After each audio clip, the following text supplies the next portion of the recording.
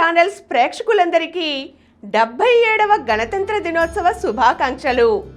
ఈరోజు మన భారతీయులందరి గుండెలు గర్వంతో ఉప్పొంగే రోజు. మన భారతదేశ పాలనకు దిశానిర్దేశం చేస్తున్న రాజ్యాంగాన్ని, ఆ రాజ్యాంగాన్ని మనకు అందించిన మహనీయులను, మన భారతదేశ స్వాతంత్రానికై తమ ప్రాణాలను సైతం తృణప్రాయంగా త్యజించిన త్యాగమూర్తులను, సమరయోధులను తలుచుకునే తీయని రోజు.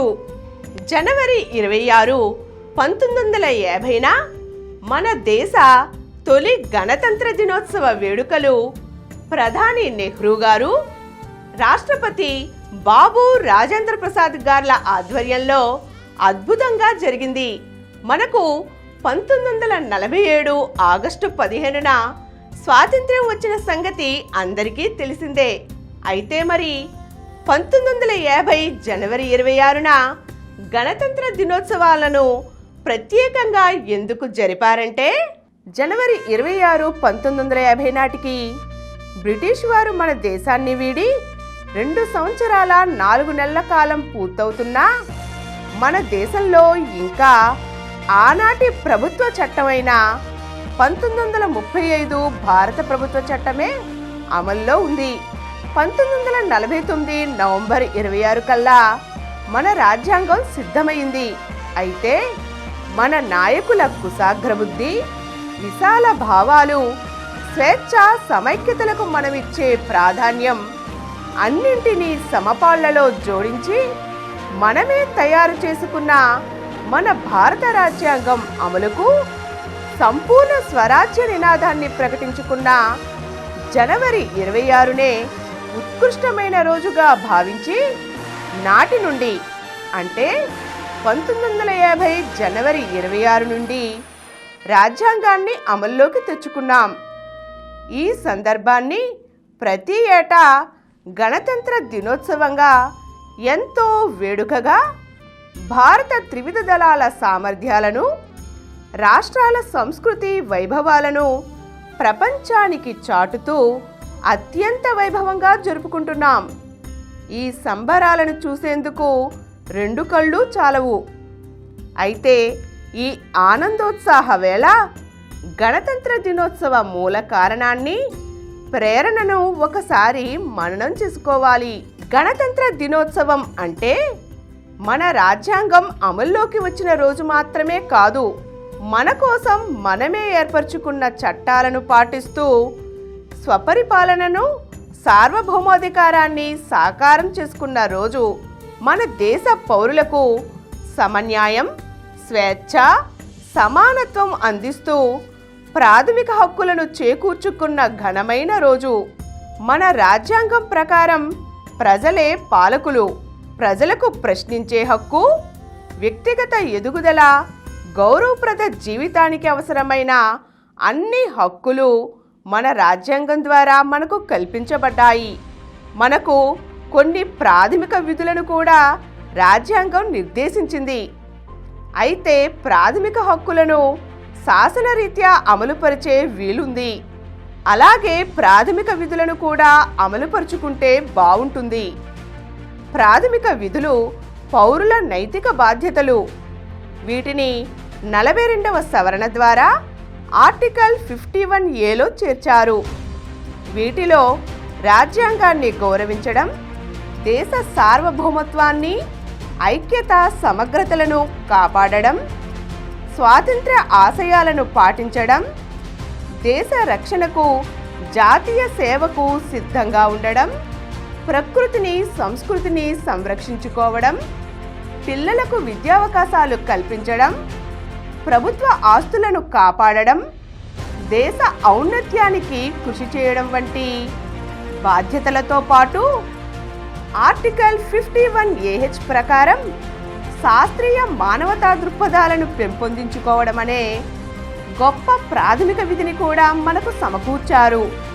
ఇది మూఢనమ్మకాలను వీడి హేతుబద్ధంగా ఆలోచించి సమాజ ప్రగతికి తోడ్పడాలని సూచిస్తుంది.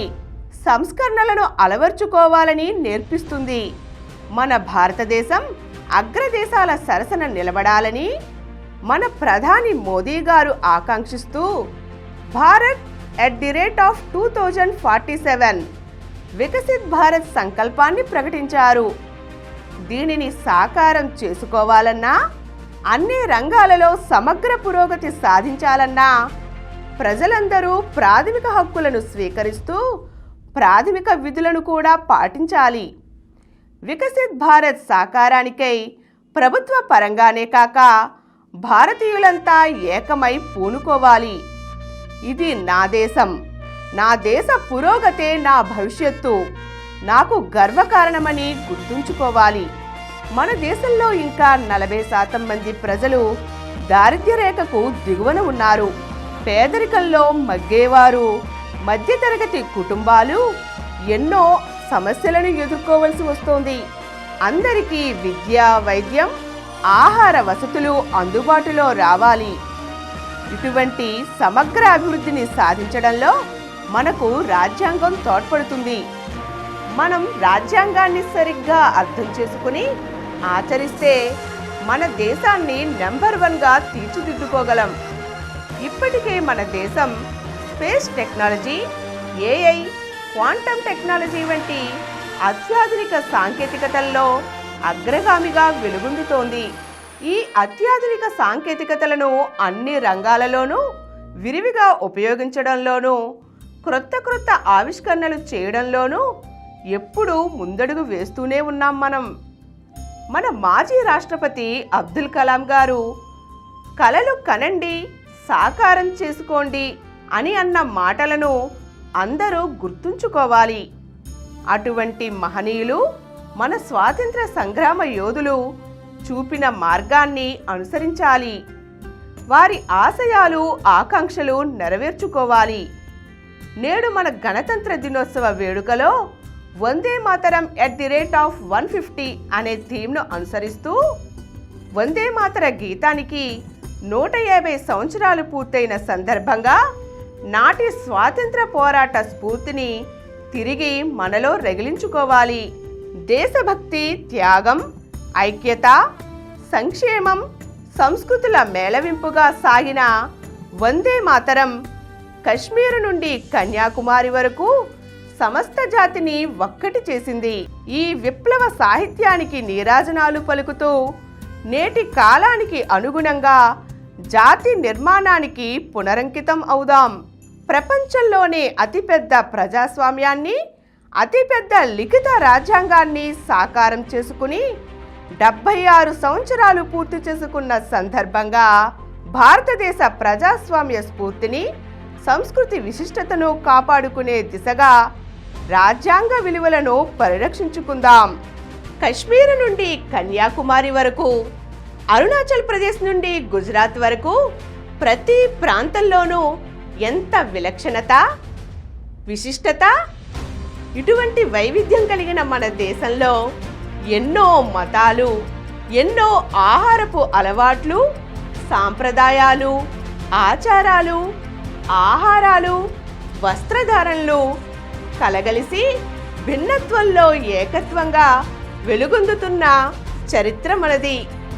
ఇటువంటి విలక్షణత మన దేశాన్ని ప్రపంచంలోనే విశిష్ట స్థానంలో నిలిపింది. మన దేశం విదేశాలచే ఇన్క్రెడిబుల్ ఇండియాగా, అద్భుతం, అమోఘమంటూ ఎంతగానో కీర్తింపబడింది, కీర్తింపబడుతోంది.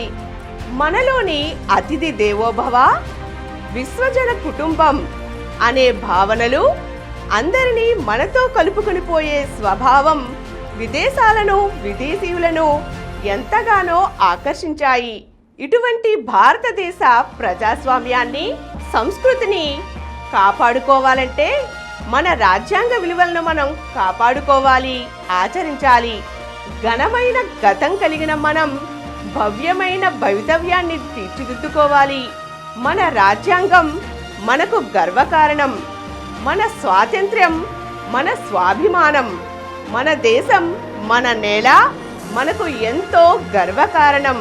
విశ్వగురువుగా ఎదగాలనే ఆకాంక్షను అందరిలోనూ రగిలించే ఈ గణతంత్ర దినోత్సవ వేడుకలను అందరూ వీక్షిస్తూ ఆనందించాలని కోరుతూ మరొక్కసారి ప్రేక్షకులకు గణతంత్ర దినోత్సవ శుభాకాంక్షలు. జై హింద్.